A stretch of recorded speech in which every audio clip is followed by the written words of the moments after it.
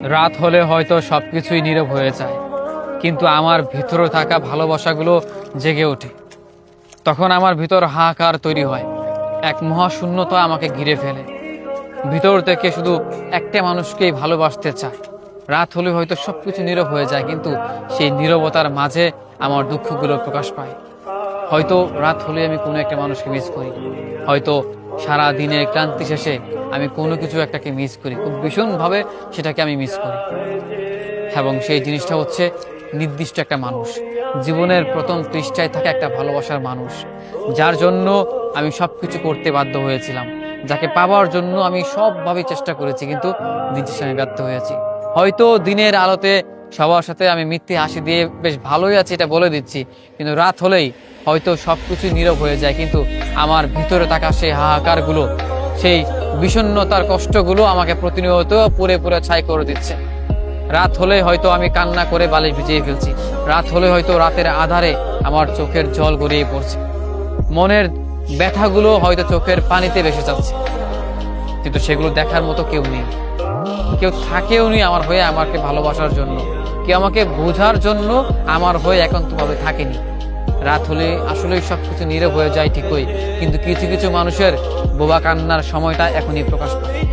রাত হলেই হয়তো আপনি কেঁদে কেঁদে বালিশ ভিজিয়ে ফেলেন, হ্যাঁ, একেবারেই নিজের সব দুঃখগুলো আবেগে ভাসিয়ে দেন। আসলেই আমাদের ব্যর্থ মানুষের জন্য এটাই সময়, কারণ সারাদিন প্রত্যেকটা মানুষের সাথে মিথ্যে হাসির অভিনয় করতে করতে আমরা ক্লান্ত। সামনে থাকা মানুষ, পেছনে থাকা মানুষ, আশেপাশের মানুষগুলোকে আমরা এটাই বোঝাই যে আসলে আমি ভালো আছি, আমার কিচ্ছু হয়নি।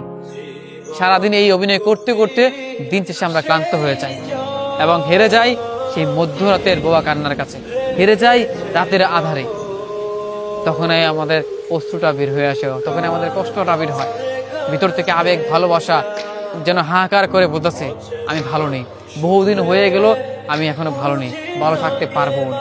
আসলেই রাত হলেই হয়তো সবকিছু নীরব হয়ে যায়, কিন্তু নিজের ভিতর থাকা কষ্টগুলো, আবেগ ভালোবাসা যেটা কিনা একটা মানুষের জন্য ছিল, সেগুলো কখনো নীরব হয় না, বরং সেগুলো আরো বিষময় হয়ে ওঠে, সেগুলো হয়তো আরো দাউ দাউ করে জ্বলে ওঠে, যে চিৎকার করে বলতে ইচ্ছা করে বিশ্বাস করো আমি ভালো নেই। একটা মানুষ ছিল, ভালোবাসার মানুষ ছিল, ভালোবাসতাম, খুব করে চাইতাম, তাকে পাওয়ার জন্য সবকিছু করেছি, সব চেষ্টা করেছি, কিন্তু বারংবার ব্যর্থ হয়েছি। এই কষ্টগুলো, এই অঙ্কের হিসেবগুলো আমি নিজের সাথে মিলাতে পারি না। তারপর আমি হেরে যাই আমার এই দুঃখের কাছে, আমার এই নীরবতার কাছে, আমার চোখ থেকে হয়তো অশ্রু গড়িয়ে পড়ে একটা মানুষের জন্য, তখন হয়তো কষ্টটা হয়। তবে হ্যাঁ, আসলে রাত হলে হয়তো মানুষ ভাবে শান্তির ঘুম আসবে, কিন্তু না, কিছু কিছু মানুষের ঠিক তখনই কষ্টটা শুরু হয়। সারাদিন তারা মিথ্যা অভিনয় করতে করতে ক্লান্ত হয়ে যায়, দিন শেষে তারা হার মানে রাতের কাছে, অন্ধকারের কাছে। তখন তাদের আবেগ ভালোবাসা প্রেম একজনের জন্য হয়ে ওঠে, আর সেটাই হচ্ছে জীবনের প্রথম পৃষ্ঠে থাকা কোন একটা মানুষ। সবার জন্য ভালোবাসা আসে না, সবাইকে ভালোবাসা যায় না, ভালো সবাইকেই লাগতে পারে, কিন্তু ভালো কেবল মন থেকে একজনকেই বাসা যায়।